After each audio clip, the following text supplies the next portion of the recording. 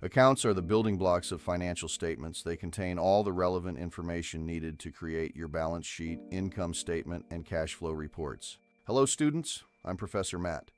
In our last lesson, we explored how business transactions occur. Today, we focus on accounts, the organized home for every dollar. We'll cover the 5 primary account types and how they flow into your final reports. While a company might have hundreds or even thousands of individual accounts in its chart of accounts, every single one falls into one of just 5 types. Think of these types as categorical buckets. No matter how large or complex a business gets, its financial data is always organized within these 5 essential categories. These accounts correspond directly to the financial statements. Asset, liability, and equity accounts build the balance sheet, while income and expense accounts generate the income statement. Mastering this mapping is the key to reading any company's financial health.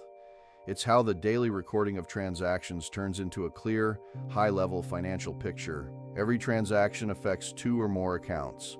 For example, when you record a sale, you record both the income earned and the corresponding asset received, such as cash or a receivable. This method is called the double entry system.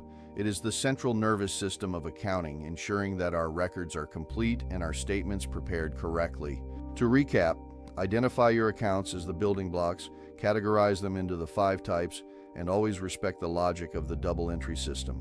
In our next lesson, we'll see how all these transactions ultimately flow together into the fundamental accounting equation. Great work tackling Lesson 5 today. I'll see you in the next lesson.